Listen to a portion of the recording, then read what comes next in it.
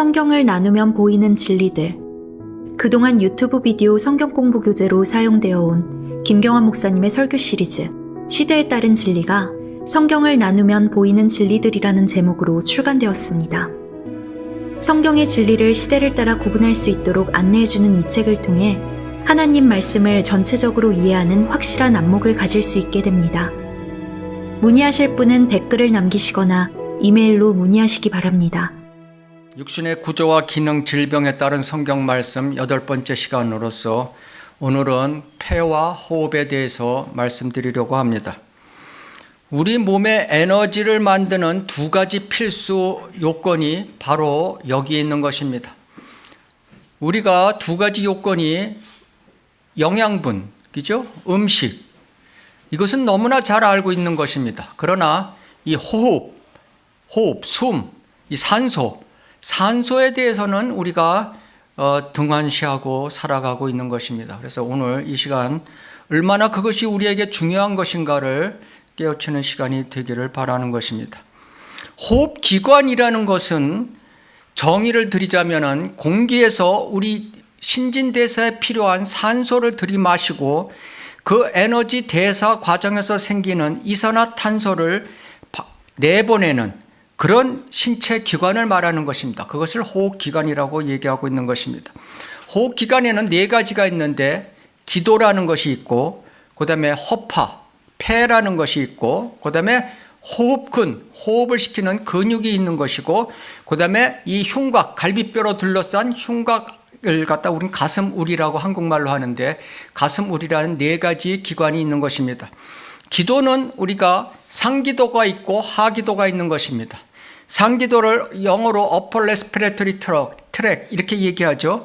코에서부터 코 안에서부터 목이 우리가 인두, 파링스라는 인두까지의 기관을 얘기하는 것입니다. 그래서 거기에 문제가 생겼을 때, 감기가 생겼을 때 우리를 상기도 감염 이렇게 하는 것입니다. 상기도 감염의 대부분은 감기다 이렇게 알고 계시면 되는 것입니다. 그 다음에 하기도는 후두서부터 성대 있는 데서부터 트라키아 기관까지를 얘기하는 것입니다. 그다음에 이제 이 코에 있어서 우리가 지금 코에 대해서 먼저 말씀을 드리려고 합니다. 상기도 기관의 대표적인 게 코죠. 코는 우리가 뭘 하느냐 하면은 코의 주요 기능은 후각 기능인 것입니다. 이 코에 냄새를 맡는 것은 냄새에 우리가 인식하는 종류가 5만 가지나 인식을 하고 있는 것이 코의 기능인 것입니다. 그것을 못지않게 더 중요한 것이 무엇인가? 그것이 바로 호흡 공기를 통하는 첫 통로라는 것입니다. 첫 통로. 그 통로가 호흡의 통로가 코라는 것이죠. 그래서 코는 두 가지 작용이 있는데 공기 정화 장치가 있고 또 하나는 냉난방, 공기의 냉난방을 온도를 조절하는 두 가지 기능을 하고 있는 것입니다. 그래서 흡입되는 공기의 90%의 먼지와 세균을 걸러내는 것이 코다. 이거 굉장히 중요한 것입니다. 이 코에 보면은 이 코 안에 우리가 코 안에 보면 굉장히 빨갛죠. 모세혈관이 굉장히 많은 거죠. 그 혈관을 유지하고 있는 산화질소라는 것이 있습니다. 나이트릭 옥사이드라는 산화질소가 있는데 이 산화질소가 바로 코로 해서 공기 중에 있는 균이 들어가는 것을 다 무력화시키는 것이 이 산화질소인 것입니다. 그래서 이 코를 통해서 숨을 통해서 들어가는 박테리아, 바이러스의 90%를 여기서 죽이는 겁니다. 1차적으로. 그러니까 코로 호흡하는 게 굉장히 중요한 것이죠. 그 다음에 이 코에 찬 공기, 더운 공기를 이 안에서 조절해서 집어넣는 것입니다. 그래서 그걸 코의 점막이 그래서 축축한 것입니다. 그것을 온도를 조절하려고. 그래서 두 가지 중요한 기능이 있다는 것을 우리가 알아야 돼요. 그래서 코 안을 보면은 항상 빨갛죠. 그래서 코 쑤시는 애들, 그거 굉장히 나쁜 겁니다.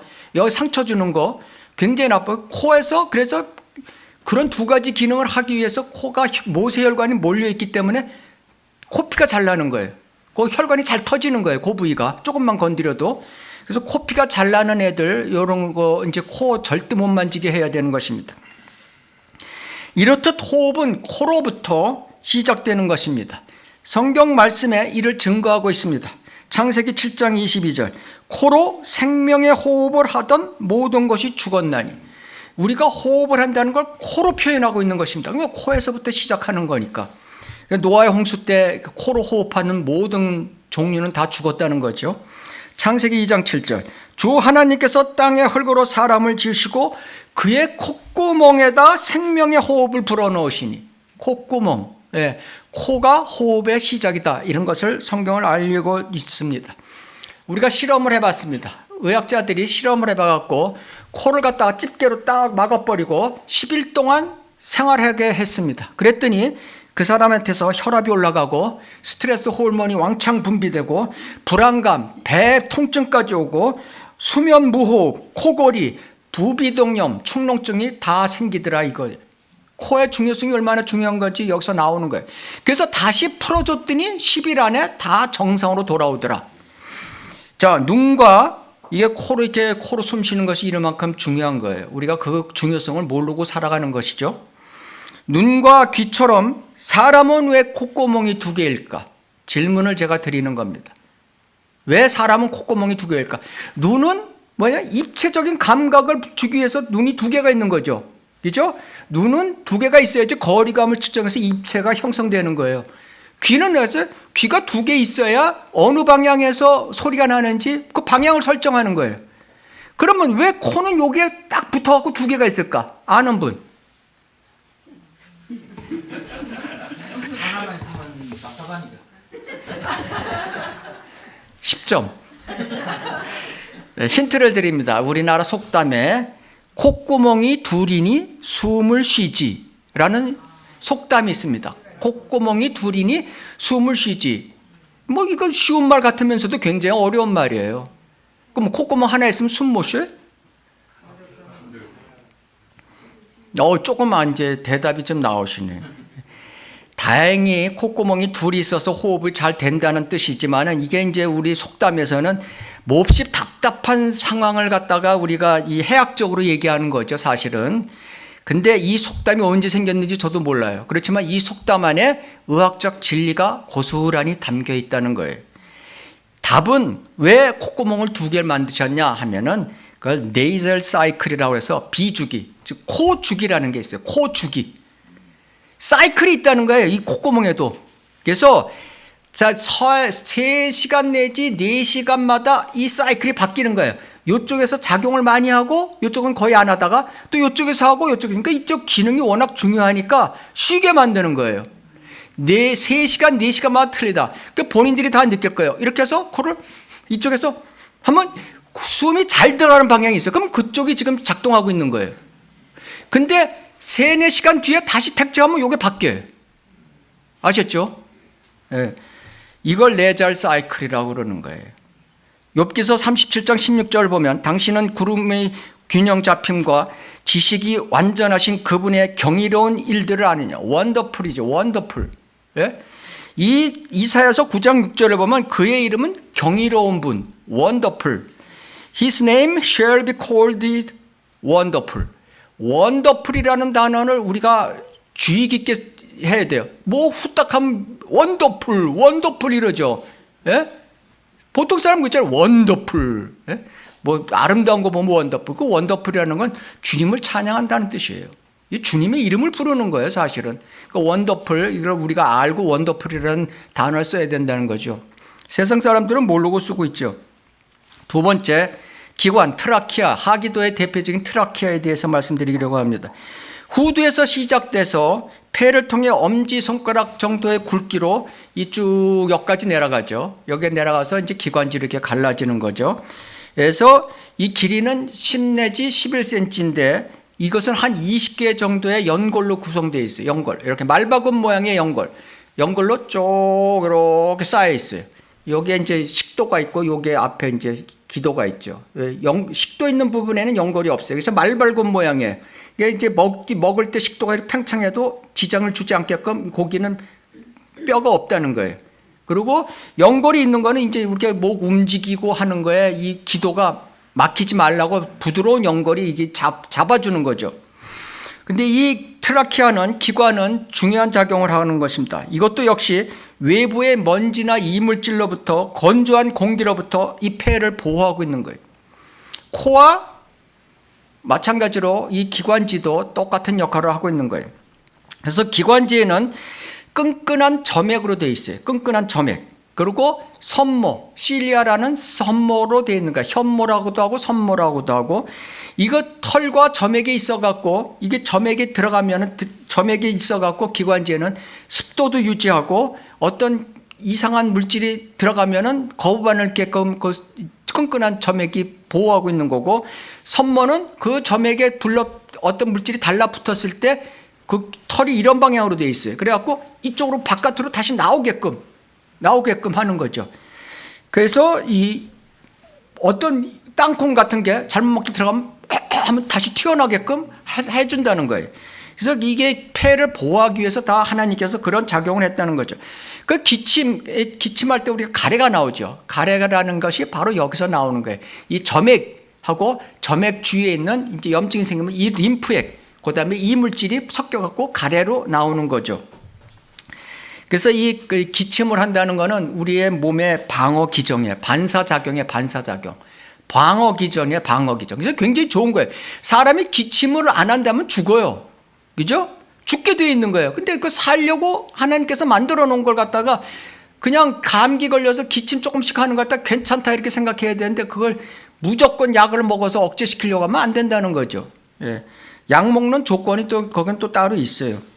그래서 이 코와 기관은 폐에서 정상적인 호흡을 할 수 있도록 하는데 필수적인 기관이고, 그래서 영적으로 보면은 이 코하고 기관은 이 영적 호흡하는 거에 대해서 이게 도와주는, 그러니까 쉽게 얘기해서 성령의 역할을 하는 거예요. 하나님의 말씀을 하면은 성령님이 도와주는 거죠.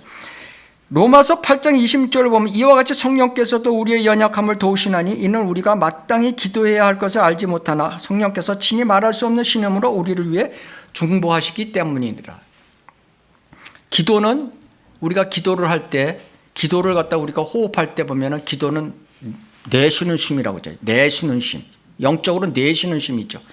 우리가 말씀은 들이쉬는 쉼이죠. 그죠? 말씀을 먹는다 이렇게 되는 거예요. 들이쉬는 숨. 요한복음 16장 13절에 보면 진리의 영이 오시면 너희를 모든 진리로 인도하시리라 이렇게 되는 거죠. 그래서 우리가 영적 호흡하는 거, 기도하고 말씀하는, 섭취하는 것도 다 성령의 인도하심에 따라 할 수 있다는 거죠. 세 번째, 폐에 대해서 말씀드리겠습니다. 폐는 산소를 받아들이고 이산화탄소를 내보내는 역할을 하는 거죠. 그래서 이 폐에는 폐포라는 것이 있어요. 렁색이라는 폐포, 허파과리라는 게 있어요. 이 허파과리에서 산소와 이산화탄소를 교환하는 거죠. 모세혈관하고 해서 교환하는 거예요. 그 순간에. 그래서 우리가 들이쉬는 쉼은 이 공기 중에 있는 산소는 농도가 그러니까 20.95%, 21%에 가까운 거죠. 그 다음에 이산화탄소는 0.03%인데 내쉬는 쉼은 어떻게 되냐? 내쉬는 쉼은 산소가 16.5%로 줄어들고 탄소는 4%로 확 늘어버리는 거예요. 그걸 이제 호흡을 하는 거죠. 그래서 이 폐포의 크기는 0.1에서 0.2mm, 0.1에서 0.2mm. 이거는 이제 100 마이크로미리그램이라고 그래갖고 굉장히 이제 작은 건데, 우리가 미세먼지가 보면은 미세먼지가 0.1에 10분의 1이에요. 10분의 1. 미세먼지라고 그게 나오죠? 10분의 1. 초미세먼지는 그거 50분의 1이에요. 그러니까 어떻게 돼요? 그 폐포 속으로 미세먼지, 초미세먼지가 다 들어가는 거예요. 그죠? 우리 숨 쉴 때. 그래서 우리가 이 허파과리를 만들어 놓은 이유는 폐가 있으면 이게 폐가 요게 면적이 아니라 이게 전부 다 이렇게 조그만 게 다 합한 거니까 체표 면적이 100 스퀘어미터. 우리의 표면적의 면적은 2 스퀘어미터예요. 그러니까 우리 이 표면적의 자기의 표면적의 50배의 면적을 갖고 있다. 이 숨 쉬는 게. 예. 이것은 테니스 코트장의 반만 한 거예요. 테니스 코트장 반. 그래서 우리가 숨이 차잖아요. 운동할 때 숨이 차면 금방 심호흡 몇 번 하면 숨이 안 차게 되는 거예요. 그 순간 다 산소하고 이산화탄소가 조절이 된다는 거예요. 그 면적이 넓어갖고. 그래서 이 폐라는 것은 흉곽 안에, 이 갈비뼈 안에 들어가 있고, 이것은 이 배 내장이랑 분리가 돼 있죠. 뭐로 분리돼 있죠? 횡격막, 가로막, 다이아프라금이라는 가로막으로 인해서 분리되어 있는 거예요. 그러니까 배하고 가슴하고의 분계점이 어디냐? 이 횡격막이라는 거예요. 횡격막. 그렇죠? 그것이 가슴과 배를 나누는 그 선이 되는 거예요. 폐는 어떻게 되냐? 폐는 근육이 없어요. 이건 풍선이에요, 풍선. 그러니까 우리가 숨을 들이쉴 때 그때 운동을 하는 거예요. 숨을 들이쉴 때 이 호흡 근육이 움직여 갖고 하는 거지, 폐는 근육이 없어서 자기가 스스로 늘어나고 이걸 못 해요. 그다음에 이제 횡격막이 하는 거, 횡격막하고 호흡 근육이 해주는 거예요. 폐를 늘렸다 풀렸다 하는 것은. 폐는 신경이 없다. 이거 굉장히 중요한 겁니다. 우리 영적으로 이제 제가 나중에 말씀드리는데, 폐에는 신경이 거의 없다. 그래서 폐에 암이 걸려도 통증도 없고 아무 증상 없다. 발견되면 이미 늦었다. 폐암은. 그래서 사망률 1위예요, 폐암이. 풍선 같은 폐는 좌우 두 개가 있는 거예요. 이렇게 두 개가 있는데, 왼쪽은 2개 엽으로 되어 있고 오른쪽은 3개 엽으로 되어 있어요. 왜 그런 줄 아세요? 그래서 이쪽 오른쪽은 호흡의 55%를 담당하고 왼쪽은 45%를 담당해요. 왜냐하면 여기에 심장이라는 게 있기 때문에 스페이스가 좁아요. 왼쪽은. 그 다음에 폐를 둘러싼 늑막이라는 게 있죠. 흉막이라는 게. 늑막염 많이 들어보셨죠? 늑막이라는 게 있는데, 그 늑막은 이중으로 이렇게 싹 폐를 둘러싸고 있는데, 그것은 이제 거기에는 소량의 림프액이 존재해갖고, 이게 이제 폐가 팽창하고 줄었다, 이것이 그 스페이스를 유지하게끔 만들어주는 거예요. 이곳에 염증이 생기면 늑막염이라고 해갖고 물이 좀 차죠. 예. 근데 이 늑막염이 생기는 경우에는 이제 어떻게 되냐? 늑막염이 생기면 기침을 하게 되는 거예요. 예. 기침을 하는데 마른 기침을 하는 거예요. 이게 폐에서 염증이 생기면은 가래가 나오는데, 기침할 때 이 늑막에서 생기면 기침은 하는데 가래는 전혀 안 나와. 예?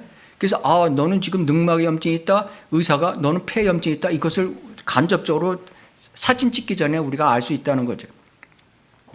폐의 움직임에는 이제 뇌에서 자율적으로 운동을 시키죠. 뇌에서 내가 숨 쉬어야겠다고 숨 쉬는 사람 없잖아요. 가만히 있어도 숨 쉬고 있죠. 그렇죠? 그 의식적으로 물론 할 수 있어요. 자율신경이 조절돼서 할 수 있지만은 이 숨은 의식적으로도 조절할 수 있다. 이것 또한 굉장히 중요한 겁니다. 영적으로. 우리 폐활량은 여자가 2000에서 3500cc, 여자의 최대 폐활량은 5000cc예요. 남자는 6000cc인데 보통에는 폐활량은 3000에서 이제 병원 가서 체크하면 4500cc 중에 그 안에 들어가 있는가, 그러면 정상이다, 이렇게 나오는 거예요. 그래서 잔계량이라는 게 이제 호흡이 안 되는 부분이 항상 있어요. 5000에서 1500을 뺀 3500까지만 호흡이 되는 거예요. 나머지는 공기가 이제 잠재해 있다, 이러는 뜻인 거죠. 잔기량. 우리의 평소 호흡량은 500cc예요. 숨을 한번 자기도 모르게 이제 숨 쉬는 거는 500cc다. 인위적으로 하면 더 늘어나는 거죠. 호흡수는 12번에서 25번 하는 분당 12번에서 25번. 그래서 폐가 하는 것은 제일 중요한 거는 산소와 이산화탄소의 교환을 일으킨다. 폐가. 그 다음에 하는 게 이 호흡을 통해서 체온을 조절한다. 이게 두 번째 중요한 것입니다. 체온을 조정하는 거예요. 세 번째, 우리 몸에 있는 폐하, 산과 염기의 방향, 밸런스를 맞춰주는 것이 이 호흡에 하는 거예요. 이산화탄소가 하는 거가 그거예요. 그래서 보통 3분 내지 5번 숨을 안 쉬면 사망했다, 이렇게 얘기하는 거예요. 호흡은 생명입니다. 그래서 시편 146편 4절에 보면 그의 호흡이 나가버리면 그 사람은 그의 땅으로 돌아가리니 바로 그날에 그의 계획들은 사라지리로다. 죽었다 이거죠. 죽고 그 혼은 떠났다, 이런 뜻이죠. 그래서 오늘의 주제에 대한 호흡에 대해서 제가 말씀을 드리려고 합니다. 여태까지 서론입니다. 서론. 우리는 어떤 호흡을 하고 있나? 여러분은 정상적인 호흡을 지금 하고 계신가? 비정상적인 호흡을 하고 계신가? 이거를 오늘 제가 체크해 드리겠습니다. 그래서 이 정상적인 호흡을 복식호흡이라고 그러고 비정상적인 호흡을 흉식호흡, 가슴호흡이라고 얘기하는 거예요. 그래서 우리가 좋은 복식호흡을 깊은 호흡이라고 그러고 흉식호흡을 갖다 얕은 호흡이라고 그러는 거예요. 그 호흡을 하려면 깊은 호흡을 하는 게 좋은 거죠. 산소가 많이 받아들이니까. 그래서 우리가 좋은 호흡 순서로 하면 복식호흡, 그 다음에 흉식호흡, 그 다음에 아주 건강에 나쁘고 마지막 임종상태에 있는 목호흡. 그럼 목호흡으로 가는 거예요. 사람이 죽을 때 목호흡이에요. 그래서 깊은 호흡이 뭐냐? 복식호흡은 아랫배까지 완전히 쭉 내려오는 호흡, 횡격막이 밑으로 처지면서 훅 내려오는 호흡이 좋은 호흡이다. 이것은 어린아이, 각 태어나서 어린아이들 보면 다 복식호흡만 하고 있어요. 배만 볼록볼록하지 걔네들 가슴 볼록볼록 안 해요. 건강한 사람 복식호흡을 하고 있는 거예요. 그 다음에 복근이 발달 안 되고 한 사람은 흉식호흡하고 있어요. 얕은 호흡을. 현대사회에 의자에 앉아서 서류 오랫동안 사무일 하는 사람들 거의 다 흉식호흡 하는 거예요. 왜냐?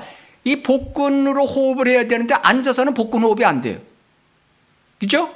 그 복근이 발달이 안 돼 있는 거예요. 배만, 내장 비만으로 배만 볼록 나와갖고 복근이라는 게 없어. 예? 약해져갖고. 자, 여러분 어떻게 흉식호흡을 하는지 복식호흡을 하는지 체크하겠습니다. 왼쪽 손을 가슴에 얹고 오른손을 배에 대고 숨을 평상시대로 쉬어보세요. 어디가 볼록한가? 배가 볼록하고 있는 사람은 복식호흡을 하고 있는 거고, 가슴이 볼록한 사람은 가슴만 왔다 갔다 하는 사람은 흉식호흡을 하고 있는 거예요. 그래서 흉식호흡 한다고 뭐 그거 할 거 없어요. 예, 흉식호흡에 오늘부터 고쳐서 사시면은 다 모든 것은 그때가 바로 시작의 날이다. 우리는 늦었다 이게 아니에요. 그때가 시작의 날. 오늘부터 고치면 이거 그냥 고쳐지는 거예요. 그래서 복식호흡이 왜 좋은가? 장점들이 제가 말씀드리겠습니다. 우선 폐활량이 커진다. 폐활량이 커지면 어떻게 돼요? 산소 공급이 잘 된다. 산소 공급이 늘어나면 신진대사가 잘 된다. 신진대사가 된다면 모든 병이 거의 없어진다. 신진대사가 잘 된다는 거는 세포의 기능이 왕성해진다는 거죠. 그죠? 그러면은 이 암이 뭐예요? 저산소증. 그죠? 저산소증이 암의 원인이에요. 그 저산소증이 암도 예방된다. 산소가 많으면은 세포 기능이 좋아지면 신진대사가 달리면 면역 기능이 확 올라간다. 건강해질 수밖에 없는 것이죠. 폐활량 증가로 하면은 이 폐활량 심호흡하면 흉곽이 넓어집니다. 예? 넓어져요. 넓어지면 어떻게 돼요? 이 흉곽 안에 음압이 생겨버리는 거야. 음압이 생겨서 정맥의 피가 활류가 잘 되고 림프액에 제가 배웠죠. 림프액도 순환이 잘 되는 거예요. 그러니까 음압 쪽으로 몰려드는 거예요. 그러니까 혈액 순환이 잘 된다. 그러니까 심폐 기능이 다 좋아진다. 그래서 혈압약 뭐 잡수는 분들 계세요? 이거 복식호흡 열심히 하면 혈압 뚝 떨어져요. 예? 중요해요. 예. 병원 가면 150 나오는 분이 있어요. 저도 그래요. 병원 가면 150 나와요. 집에서는 120인데. 그래서 그거 하기 전에 복식호흡을 열심히 한 5분 있다 딱 하면요 120 떨어져요. 병원에서도. 횡격막이 밑으로 내려오죠. 그 배, 코 근육이 작동하는 거예요. 그럼 어떻게 돼요? 위장을 자극시키는 거예요. 그죠? 횡격막이 내려오고 코와 근육이 작용되니까 장을 막 움직이잖아요. 소화가 잘 된다. 변비가 안 생긴다. 예?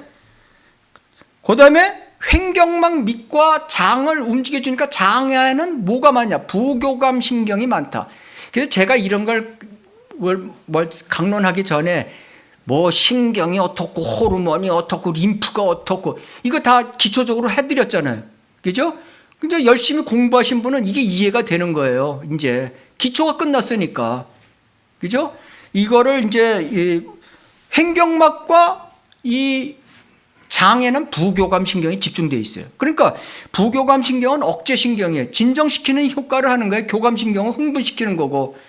그래서 이 부교감 신경이 작동하면 소화가 잘 된다. 그죠? 뭐 대장성, 나는 장이 과민성이야, 나는 위가 뭐 과민성, 이런 분들은 복식 호흡을 해야 된다 이거예요. 부교감 신경이 작동돼서 그 사람들은 그런 증상이 가라앉는다. 심신 안정이 되는 거죠. 그래서 우리가 이 교감 신경이 흥분되는 신경이 작동되면 막 놀라고 불안하고 이럴 때 그 교감 신경이 작동되잖아요. 그러면 어떻게 돼요? 야, 큰 숨 쉬어, 큰 숨 쉬어. 숨을 크게 쉬어. 이렇게 하죠. 그죠? 옆에서 야, 큰 숨 쉬어. 이런다고요. 뭐 알고 하는 소리인지 모르고 하는 소리인지 모르지만은 그게 맞는 거죠. 그래서 우리가 어떤 불안한 증세가 있거나 그러면 복식 호흡을 많이 하면은 그 불안 증세가 가라앉는다. 야, 진정제 안 먹어도 가라앉는다. 또 뭐냐면은 이 복식, 이 코어 근육이라는 구성이 뭐로 되어 있냐면 어브도미널 머슬. 이 젊은 사람들 잘 들어야 돼요. 코어 근육이 뭔지도 모르고 그냥 코어 근육 하는데, 어브도미널 머슬, 앞면 복근, 뒷면 복근은 뭐예요? 부척추근, 파라스파이널 머슬, 척추 주위근, 부척추근이라고 하는 거죠. 척추근이 뒤에 이렇게 있고 앞면이 있고, 이게 다 코어 근육이에요. 그 다음에 이제 이 위에 횡격막, 이것도 코어 근육이에요. 밑에 골반 저근육, 그러니까 골반을 받쳐주는 근육, 이 네 가지가 배를 둘러싸고 있는 거예요. 이것을 코어 근육이라고 한다.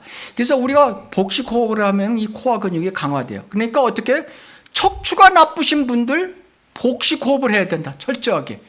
척추 파라스파이널 머슬이라는 부척추근이 강화되는 거예요. 복식 호흡을 계속하면. 그렇죠? 하루 종일 복식 호흡 한다고 생각을 해보세요. 그렇게 되죠? 그 다음에 이 척추와 척추 사이에 있는 디스크, 연골이라는 거죠.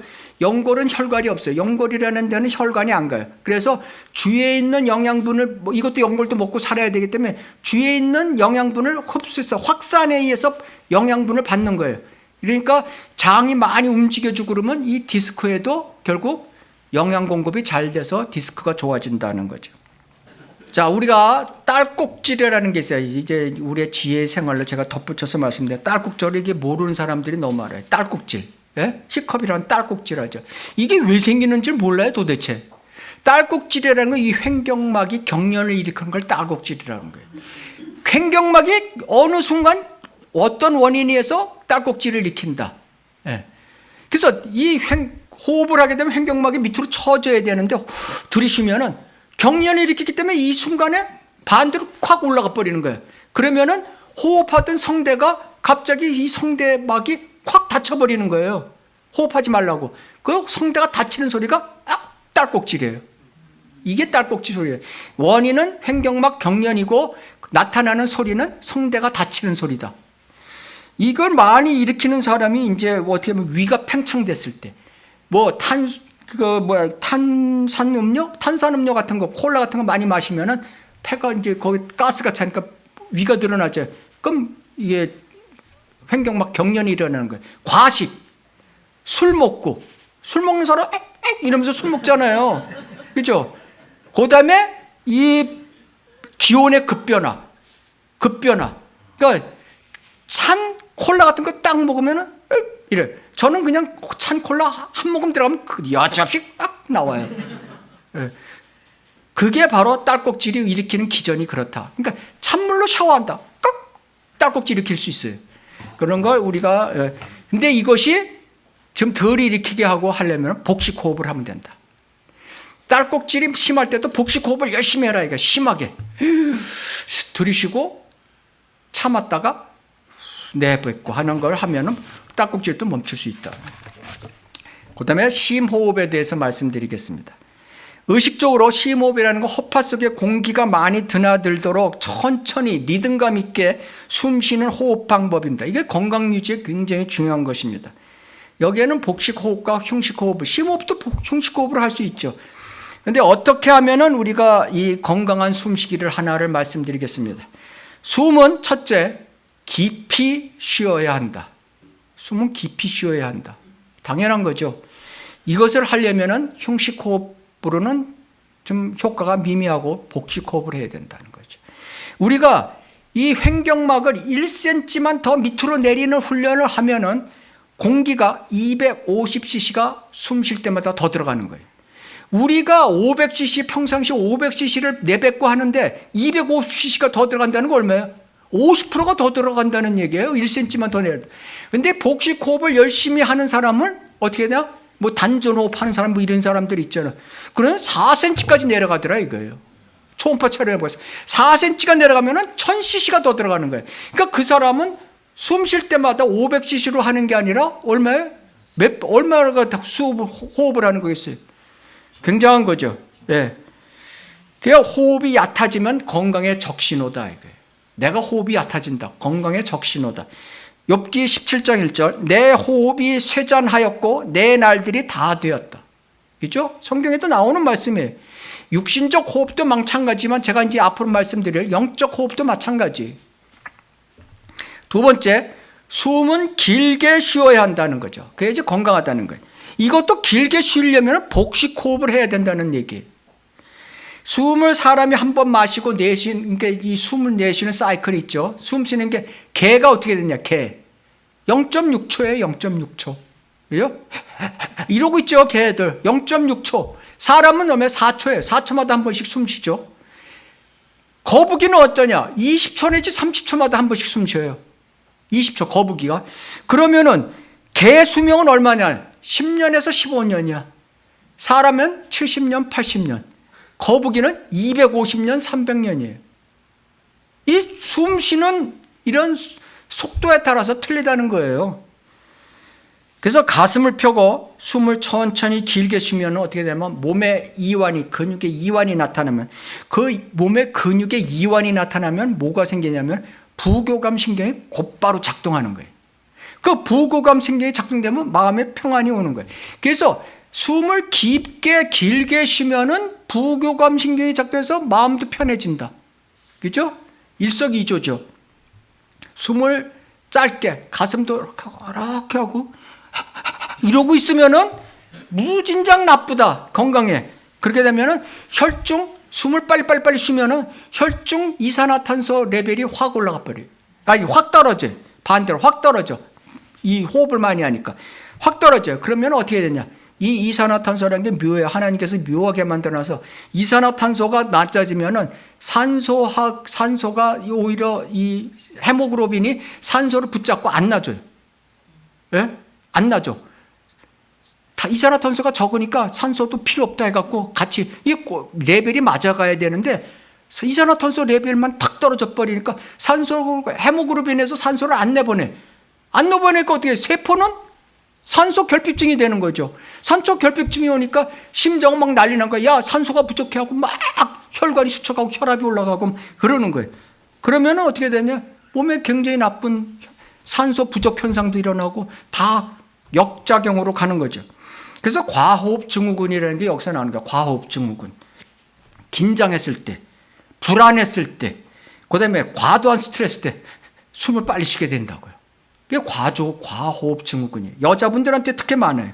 그죠? 사람 많은 곳만 가면 이상하게 숨 빨리 쉬는 사람들이 있어요. 여자분들. 긴장해갖고. 이러면 과호흡증이 하면 어지럼증이 있고 손발이 저리고 시력 전화되고 경련까지 일으키겠죠. 이럴 때는 원인이 숨을 많이 쉬는 사람의 이런 문제는 이산화탄소가 떨어져서 그런 거예요. 이산화탄소 레벨을 올려줘야 돼요. 그래서 여기다 딱 저 비닐을 갖다 대고 숨을 계속 쉬게 하는 거예요. 그러니까 자기가 뱉은 쉼을 다시 마시게 하는 거예요. 그러면 이산화탄소가 4%가 되니까 막 올라갈 거 아니에요. 그러면 금방 좋아진다. 되도록 숨 못 쉬는 사람한테 그걸 대면은 이 사람 돌팔이 이러면 안 돼요. 예, 그래서 그렇게 해야 되는 거예요. 세 번째, 되도록 들숨보다는 날숨이 길어야 된다. 내쉬는 숨이 길어야 되는 거예요. 우리 숨을 들이쉴 때는 흥분신경이, 교감신경이 작동하는 거예요. 그래서 그 대신 이 들숨은 쉽고 힘을 발휘하는 거예요. 우리 역기 선수가 하면 숨을 큰 들이쉬고 나서 딱 무거운 걸 자세로 있다가 딱 들어있잖아요. 힘이 나서. 그죠? 휘 내비우면서 듣는 사람 있어요? 없죠? 자, 숨을 내쉴 때는 부교감 신경이 작동하는 거예요. 그러니까 숨을 내쉴 때는 이거는 근데 쉽지 않아요. 숨을 내쉬는 거는 숨을 들이쉬는 건 쉬운데 내쉬는 건 쉽지 않다. 이건 훈련이 필요하다는 거예요.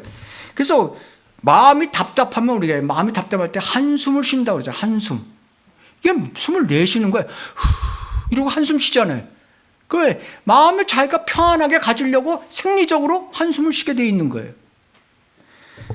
그래서 이런 거는 다혈질이 있는 거다가 그다음에 화가 치밀 때 이럴 때는 숨 내쉬는 호흡을 빨리빨리 해야 돼요. 숨을 내쉬란 말, 길게 내쉬라 이거예요. 그걸 호흡 조정이라는 거예요. 우리도 이 들이쉬는 쉼은 쉬워요.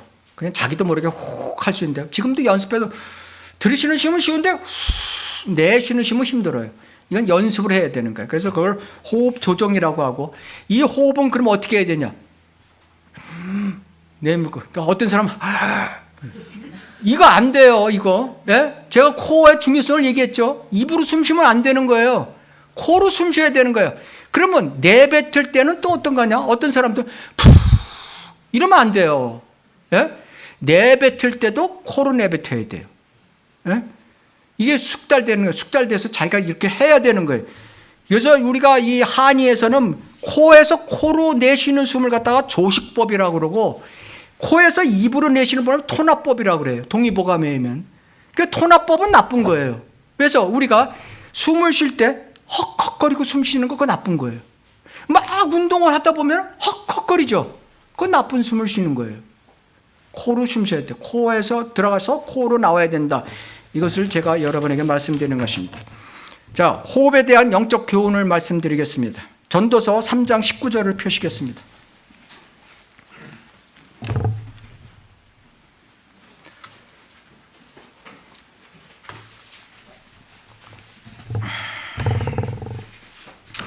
전도서 3장 19절에서 21절을 같이 봉독하겠습니다. 이는 사람들의 아들들에게 닥치는 일이 짐승들에게도 닥침이니 곧 한 가지 일이 그들에게 닥치는도다. 하나가 죽는 것처럼 다른 것도 죽으니 정녕 그들 모두가 한 호흡을 가졌도다. 그러므로 사람이 짐승보다 월등함이 없으니 이는 모든 것이 헛됨이라.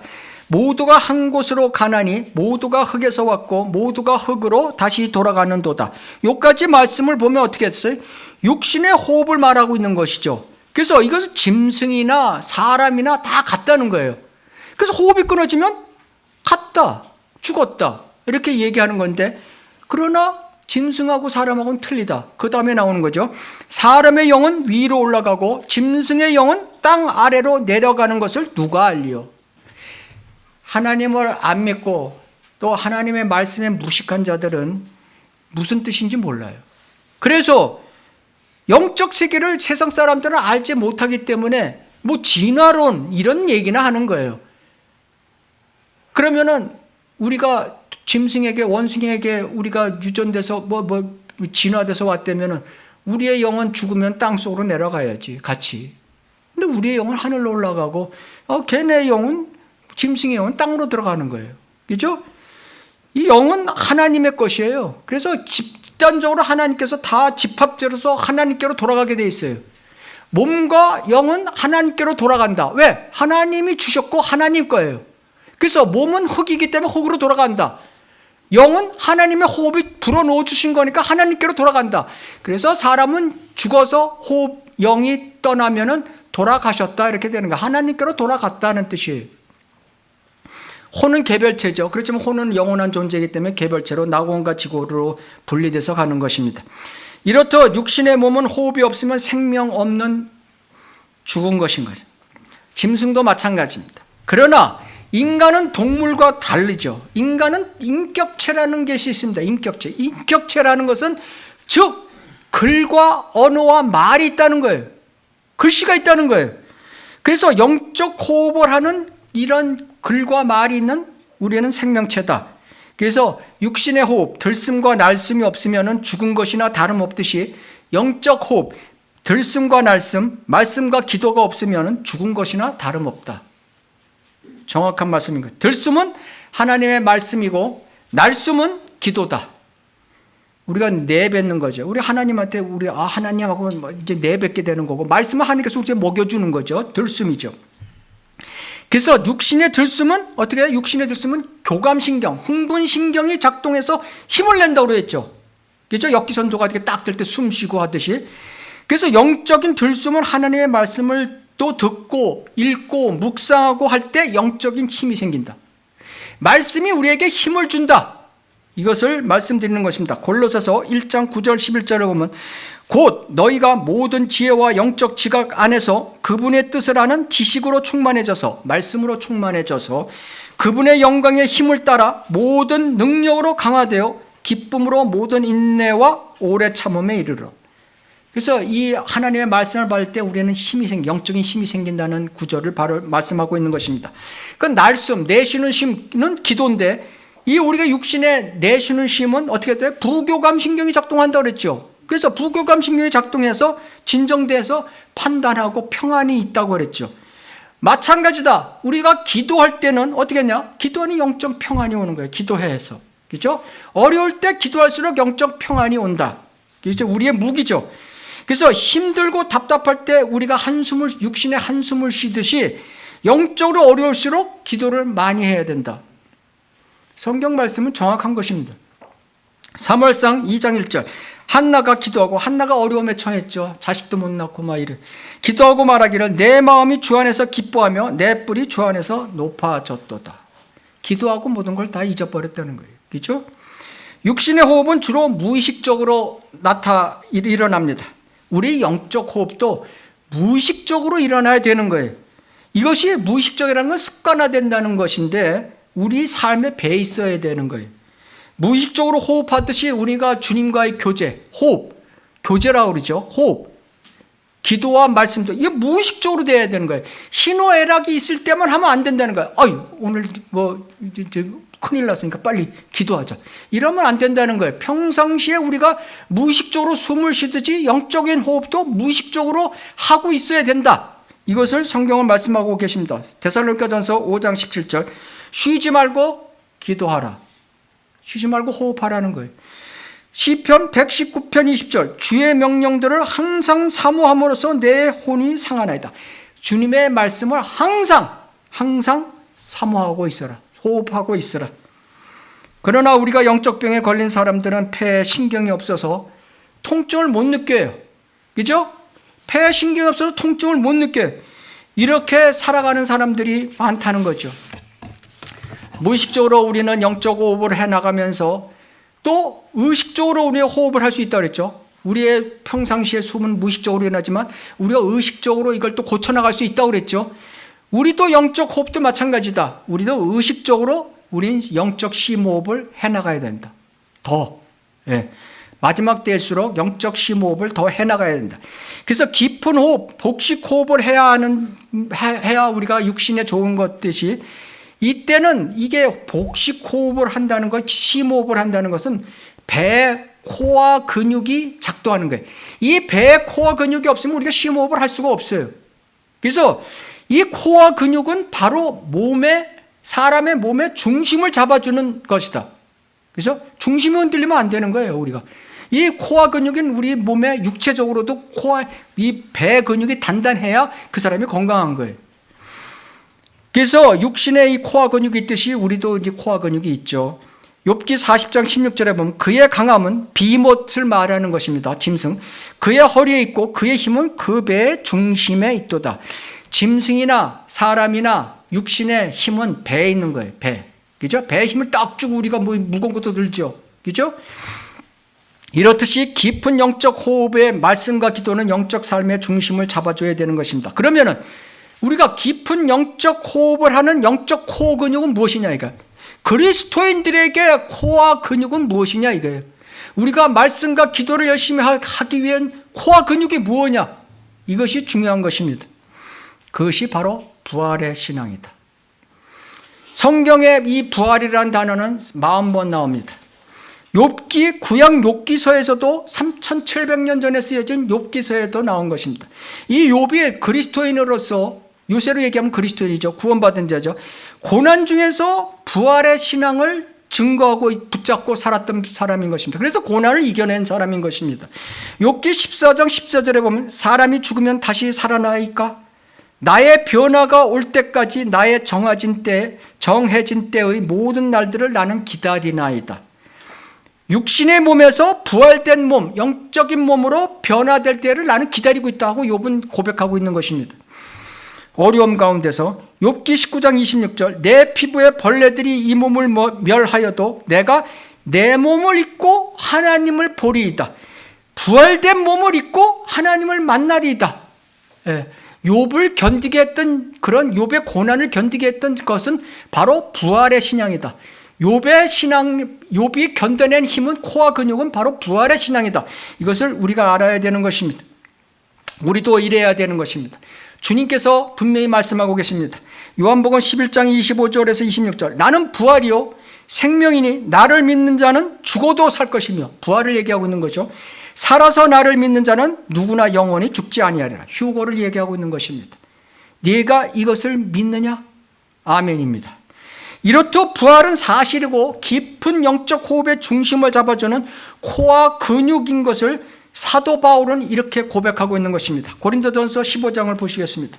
고린도전서 15장 12절 보시겠습니다.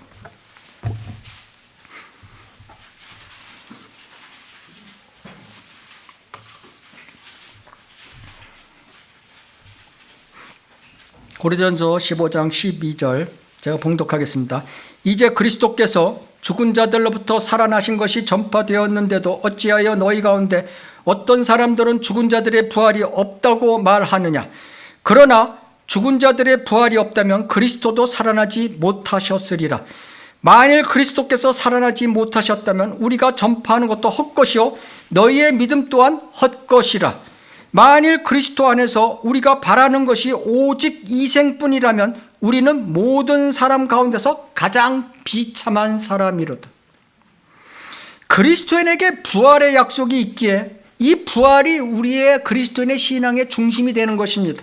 힘이 되는 것입니다. 코와 근육이 되는 것입니다.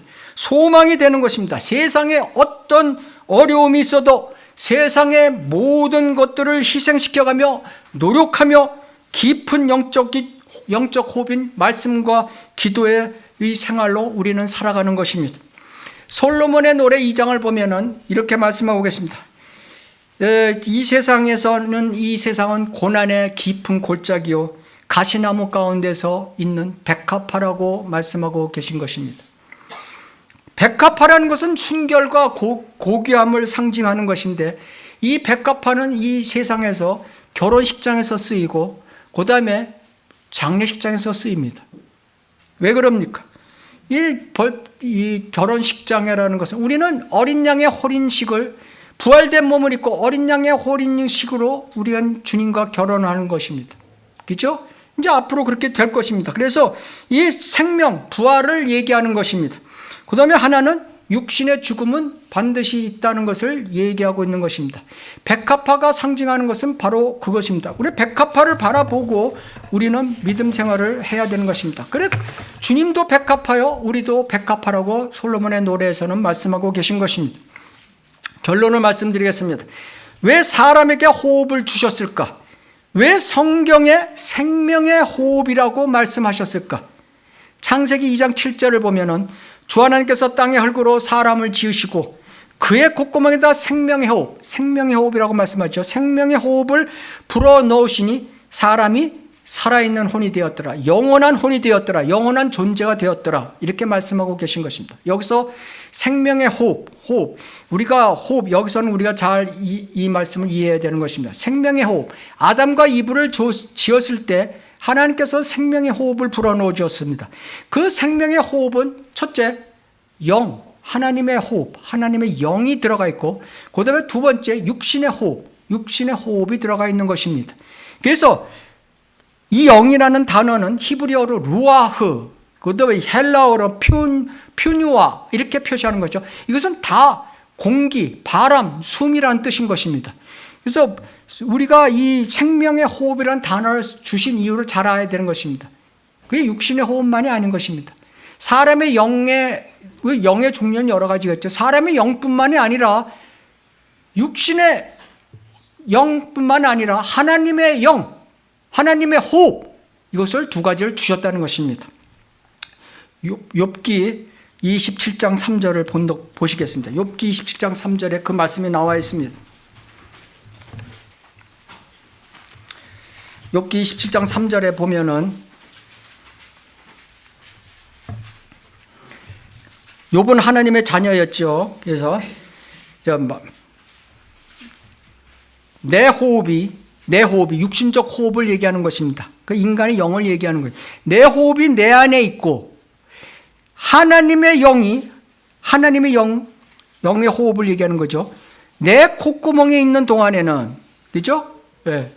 이거 분리시켜놨죠.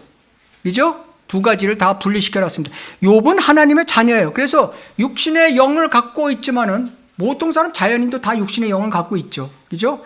죽으면 떠나지만은 하나님의 영을 세상 사람들은 없죠. 그렇지만 욥은 하나님의 자녀이기 때문에 하나님의 영, 사람의 영을 다 갖고 있었던 거예요. 그죠? 욥기 34장 14절에 보면 만약 그분이 그의 영, 하나님의 영과 호흡을 자신에게로 모으신다면 모든 육체는 함께 멸망하고 인간은 다시 흙으로 돌아갈 것이다. 그죠? 이 욥은 구원받은 사람이지만 이 신약 시대 때 구원받아서 영이 들어가면은 절대 떠나지 않지만은 구약 시대 때는 성령께서 영께서 들락날락 하셨어요. 그래서 만약 욥에게 영을 뺏어 가시고 인간의 영, 호흡을 뺏어 가시면은 나는 흙으로 돌아갈 수밖에 없다는 것을 지금 말씀하고 계신 것입니다. 이렇듯이 우리에게 육신의 호흡, 육신의 숨을 주신 이유를 잘 알아야 되는 것입니다. 그 원래는 하나님의 호흡, 하나님의 영을 같이 주셨음을 알아야 되는 것입니다. 그러나 아담과 이브가 어떻게 됐습니까? 그 축복을 받고 나서는 죄를 지어갖고 어떻게 됐습니까? 하나님의 영은 떠났습니다. 육신의 영만 남았던 것입니다. 그래서 이 선악과를 먹는 즉시 그런 일이 벌어졌는데, 그래서 그 후손들은 아담과 이브의 후손들은 자연인들은 태어나서 전부 다 하나님의 영은 없는 상태로 태어나게 된 거죠. 육신의 영만 갖고 태어나게 되는 것입니다. 그래서 이 죽었던 하나님의 영을 다시 살려야 되는 것입니다. 그래서 그걸 영을 다시 살리는 것을 원래는 있었기 때문에 다시 죽은 상태로 태어났기 때문에 다시 살려야 된다. 그래서 born again, 거듭난다, 다시 태어난다, 이런 용어를 쓰는 것입니다. 하나님의 말씀으로 거듭나야 되는 것입니다. 고린도전서 15장 3절에 보면 성경대로 그리스도께서 우리의 죄, 나의 죄로 인하여 죽으시고 장사되셨다가 성경대로 셋째 날에 다시 살아나셨느니라. 하나님께서 나의 죄를 대신해서, 내 죄값을 대신해, 지옥에 갈 수밖에 없는 죄값을 대신해서 하나님께서 대신 육신의 모습으로 예수 그리스도로 이 땅에 오셔서 대신 나의 죄를 대신해 죽으시고 장사되시고 부활하셨던 사실을 마음으로 믿으면, 하트로 믿으면 구원받는다는 것입니다. 거듭난 사람들은 하나님의 영이 있는 분들이니 하나님의 호흡, 영적인 호흡을 들숨인 하나님의 말씀과 날숨인 기도로 생명의 호흡을 해나가야 함은 마땅하고도 당연한 것입니다. 이 생명의 호흡의 말씀과 기도의 능력은 우리 영적인 힘을 발휘하는 코어 근육, 이 부활의 신앙에 있다는 것을 우리가 알고 호흡할 때마다 이 사실을 항상 기억하고 주님 오실 때까지 부활의 신앙으로 살아나가야 하는 것입니다.